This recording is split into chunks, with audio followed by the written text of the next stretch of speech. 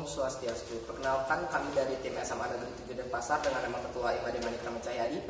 Pada video kali ini kami akan membuat sebuah video perdebatan dalam mosi kita kali ini, yakni pro kontra efektivitas kartu prakerja tekan angka pengangguran.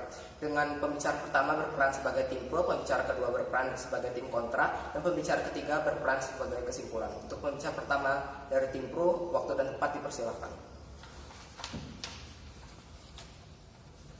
Indonesia saat ini adalah negara yang berkembang yang notabene memiliki angka pengangguran yang sangat banyak, dan pada tahun ini tentu kita sudah mengetahui bahwa tahun ini mempunyai masalah yang sangat besar, yaitu pandemi yang merusak banyak sekali aspek-aspek kehidupan, terutama perekonomian rakyat, yang membuat banyak sekali rakyat terkena PHK dari lapangan pekerjaannya yang tertutup akibat pandemi ini atas alasan kesehatan.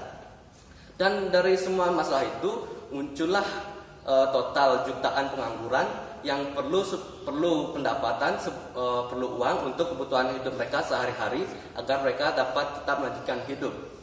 Dan dari masalah ini kita memerlukan sebuah solusi, dan solusi itu adalah kartu prakerja yang dapat melatih dan juga membiayai hidup-hidup para pengangguran selama mereka mencari kerja. Kata kunci dari topik ini yaitu adalah yang pertama, kartu prakerja itu sendiri. Kartu prakerja adalah program pengembangan keterampilan untuk para pencari kerja yang berupa bantuan biaya dan juga pelatihan untuk mereka, para pencari kerja, PHK, dan juga yang menginginkan untuk meningkatkan skill mereka di dalam bisnis maupun pekerjaan jasa. Lalu dalam program ini akan diberikan insentif setelah mereka melakukan pelatihan tersebut sebanyak 1 juta. Lalu akan diberikan 600.000 untuk per bulannya selama 4 bulan. Dan akan diberikan insentif sebanyak 50.000 setiap mereka melakukan evaluasi sebanyak 3 kali. Dan untuk diterima dalam prakerja ini, mereka harus menjadi warga negara Indonesia, setidaknya berumur 18 tahun dan tidak berada dalam pendidikan formal saat ini. Dan mereka juga memiliki BPS tenaga kerja. Dan sebelum mereka diterima, mereka akan diberikan sebuah tes. Dan untuk itu mereka akan memiliki niat setelah mereka melakukan pelatihan. Dan dari pengangguran ini dan arti dari tekan angka pengangguran ini, kita merasa kita akan mengurangi jumlah pengangguran dengan cara program kartu prakerja ini, yang tentunya akan memerlukan beberapa waktu agar terlihat jelas dampaknya. Dan dari efektivitas ini kita akan membicarakan apakah program ini efektif dan bagaimana efeknya nanti setelah kita mengimplementasikannya selama beberapa tahun. Dan dari ini kita harus mengetahui beberapa karakter dari pengangguran. Ada pengangguran yang bersifatnya lulusan baru. Mereka itu baru lulus dan penuh harapan dengan ambisi yang sangat tinggi dengan mimpi-mimpi mereka sebelum mereka lulus. Lalu juga ada pengangguran akibat PHK yang tentunya mereka akan panik karena mereka tidak memiliki pendapatannya, yang sebagian besarnya mereka telah memiliki keluarga yang perlu ditanggung biaya hidup sehari-harinya. Dan ada juga pengangguran yang sudah lama yang mencari-cari kerja, dan mereka itu hampir putus asa, dan mereka itu berharap agar pemerintah dapat bergerak dan menanggung kehidupan mereka. Dan bagi yang memiliki keluarga, mungkin mereka akan mendapatkan bantuan finansial, dan tapi bagi yang tidak memiliki, yang tidak ditanggung oleh keluarganya, mereka sangat-sangat perlu uang dan bisa saja terlilit hutang untuk biaya hidup mereka sehari-hari. Dan tujuan dari program ini adalah melatih dan membiayai hidup mereka selama mereka mencari kerja, agar mereka dapat hidup dan fokus mengasah keterampilan mereka dan mencari kerja. Dari argumen justifikasi saya terhadap kartu prakerja ini adalah banyaknya jutaan pengangguran ini yang perlu dirangkul oleh pemerintah yang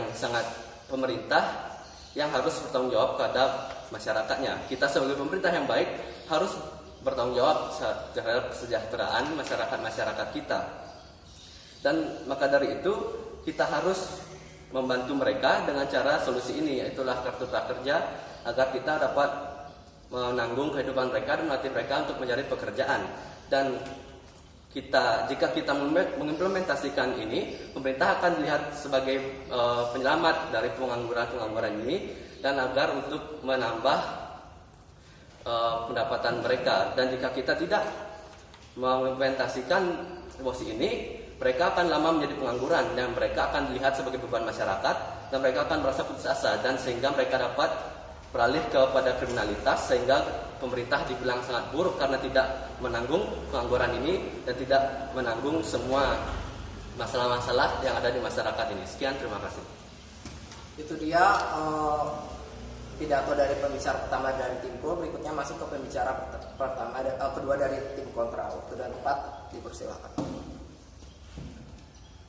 Di sini kami selaku tim kontra melihat bahwa tim pro ini terlalu asumtif dengan segala hal yang mereka katakan. Di mana yang pertama, mereka percaya bahwa ketika misalkan kita memberikan modal dan juga skill kepada orang-orang yang menganggur, maka orang-orang tersebut akan mulai memikirkan tentang ide-ide dan juga gagasan, juga akan mulai dapat mendapatkan pekerjaan dan terbebas dari lilitan pengangguran. Tetapi di sini ada beberapa hal yang perlu kita ketahui bersama tentang bagaimana keadaan dan juga situasi daripada pengangguran itu sendiri pada masa pandemi ini. Seperti yang kita ketahui, di masa pandemi ini orang-orang yang sedang menganggur ini hidupnya sangatlah kesulitan, di mana mereka kehilangan sumber pemasukannya, kehilangan seluruh sumber aset-aset dan juga pekerjaannya, sehingga dari sini tentunya mereka akan mulai berpikir bahwa uang yang diberikan oleh pemerintah ini merupakan gaji selama mereka menganggur di masa pandemi. Juga sebelumnya juga dari pembicara tim pro tidak pernah menyatakan tentang adanya pertanggungjawaban dari orang terkait dengan pemerintah. Kemudian yang kedua,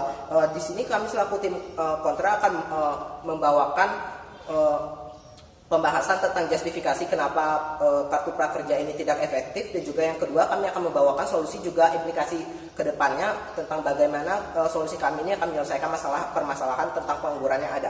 Masuk ke pembahasan kami yang pertama, yakni justifikasi, di mana seperti yang kita ketahui kartu prakerja ini ada banyak syaratnya, sehingga dari sini kami percaya bahwa kartu prakerja ini sifatnya sangatlah eksklusif, di mana di sini tentunya tidak sesuai dengan esensi daripada pemerintahan yang baik yang harus meng-carry ataupun harus merangkul seluruh rakyat yang ada, yang mana di sini kartu prakerja ini seperti yang sudah disebutkan sebelumnya oleh tim pro ini memiliki beberapa syarat-syarat tertentu, yakni yang pertama akan ada tes motivasi dan juga sosialisasinya ini masih kurang dilakukan sehingga tidak merangkul seluruh lapisan masyarakat yang ada. Pertama, yakni tes motivasi. Kenapa menurut kami tes motivasi ini yang berupa tes tulis ini dan juga lewat aplikasi ini sifatnya terlalu eksklusif? Seperti yang kita ketahui, tingkat pengangguran di Indonesia ini sangatlah tinggi, yakni mencapai 2 sampai dengan 5,2 juta pengangguran pasca pandemi, yang mana pengangguran ini sebagian besar dipenuhi oleh orang-orang yang istilahnya itu kurang teredukasi dengan pendidikan formal, juga dengan teknologi yang ada di masa globalisasi ini. Dan juga ketika misalkan kita memaksakan untuk melakukan tes motivasi dalam bentuk tes tulis dan lewat aplikasi, tentunya tidak semua orang akan mampu untuk menjangkau layanan kartu prakerja ini, yang tentunya akan menyebabkan ketidakefektifan daripada kartu prakerja ini. Dan kemudian yang kedua, seperti yang kita ketahui di masa pandemi ini pemerintah hanya bisa mensosialisasikan program kartu prakerja ini hanya hanya melalui media massa seperti misalkan televisi, koran, ataupun media sosial. Tetapi di sini seperti yang kita ketahui tidak semua orang yang menganggur ini mampu untuk mengakses media-media tersebut, dikarenakan tingkat sumber pendapatan mereka sedang turun, sehingga mereka tidak memiliki akses terhadap media-media tersebut, terutama bagi pengangguran dengan tingkat ekonomi rendah. Kemudian masuk ke pembahasan solusi yang akan kami tawarkan dari tim kontra, yakni pencegahan pengangguran dengan cara bantuan insentif modal dan skill untuk fresh graduated, yakni orang-orang yang baru lulus dari program sekolah, juga pelatihan UMKM. Di sini tujuan utama kami selaku tim kontra yakni untuk merangkul seluruh lapisan masyarakat, sehingga syarat-syarat di sini tentunya akan sangat mudah, yakni hanya perlu melampirkan KTP dan juga kartu keluarga sebagai tanda bukti bahwa mereka adalah orang Indonesia, yang mana di sini mekanisme kami, yakni pertama kami akan melakukan sosialisasi kepada orang-orang lewat kepala daerah, juga lewat seminar, juga lewat media sosial, juga televisi. Juga dari sini tentunya kami harapkan semua orang dapat mengetahui informasi-informasi tentang apa-apa saja yang pemerintah lakukan tidak terima kasih, sehingga dari sini akan ada semakin banyak orang yang mengikuti program yang kami lakukan. Kemudian yang kedua, akan ada modal pelatihan dengan jumlah yang sama dengan kartu prakerja ini, tetapi di sini tentu akan ada pertanggungjawaban akan ada pertanggungjawaban pada akhirnya dari orang-orang tersebut kepada dinas ketenagakerjaan terdekat, sehingga tentunya di sini usaha-usaha yang mereka rintis tentunya akan sangat jelas dan tidak akan dimanfaatkan secara ilegal seperti misalkan uang tersebut dikorupsikan untuk kepentingan yang mereka miliki pada masa pandemi ini. Kemudian yang ketiga, yakni adanya pelatihan skill UMKM. Jadi kenapa kami memilih untuk memfokuskan pada UMKM? Alasan yang pertama, karena ketika kita melihat lapisan masyarakat saat ini sebagian besar adalah orang-orang yang tidak kurang teredukasi, sehingga UMKM ini yang merupakan bisnis awalan atau bisnis awal yang sifatnya mudah dan juga simpel, juga tidak memerlukan terlalu banyak dana. Di sini akan lebih mudah untuk mereka kelola dan setidaknya mereka memiliki pemasukan selama masa pandemi ini, dan tujuan utama kami yakni menekan angka pengangguran bisa berkurang. Kemudian akan ada tes melalui wawancara, bukannya secara tulis ataupun melalui aplikasi, yang akan mencakup tentang bagaimana mereka akan menjalankan bisnis mereka, juga tentang bagaimana cara mereka akan menjalankan bisnis mereka ke depannya, juga tentang gambaran awal mereka tentang bisnis tersebut. Sehingga dari sini kami percaya bahwa solusi kami akan membawa dampak yang baik bagi tingkat pengangguran yang ada, juga dapat menekan jumlahnya lebih banyak daripada yang dilakukan oleh program Kartu Prakerja ini. Sekian dari saya, terima kasih telah mendengarkan. Itu dia pidato dari pembicara pertama dari tim kontra. Kepada pembicara konklusi, waktu dan tempat dipersilakan. Baik, pada perjalanan debat kali ini saya dapat menyimpulkan bahwa pihak pro tetap kokoh pada pendiriannya, di mana beliau tetap setuju pada mosi kali ini dengan alasan bahwa sudah sewajarnya pemerintah merangkul para pengangguran dan menanggung beban hidup mereka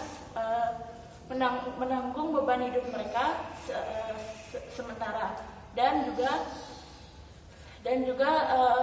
pemerintah mengadakan pelatihan bagi para pengangguran agar mereka dapat teredukasi meskipun keadaannya mereka masih sebagai pengangguran. Lalu juga pemerintah mengatakan bahwa kartu prakerja ini dapat membantu masyarakat agar mereka kembali mendapatkan pekerjaan yang baru. Lalu kemudian tim kontra juga sama, pihak kontra pun tetap kokoh dengan alasannya bahwa kartu prakerja ini termasuk ribet, di mana masyarakat membutuhkan akses ke media-media tertentu untuk mendaftarkan sebagai salah satu anggota menjadi sebagai salah satu anggota agar terdaftar menjadi anggota kartu prakerja. Lalu keadaan masyarakat pun di sini terbilang tidak memungkinkan untuk mendaftarkan di prakerja karena mereka banyak yang tidak teredukasi tentang bagaimana cara mendaftar di prakerja. Lalu juga pemerintah mengadakan solusi bahwa lebih baik pemerintah memberikan insentif untuk masyarakat membuka UMKM baru dan yang diorganisir oleh kepala daerah. Sekian dari saya, terima kasih.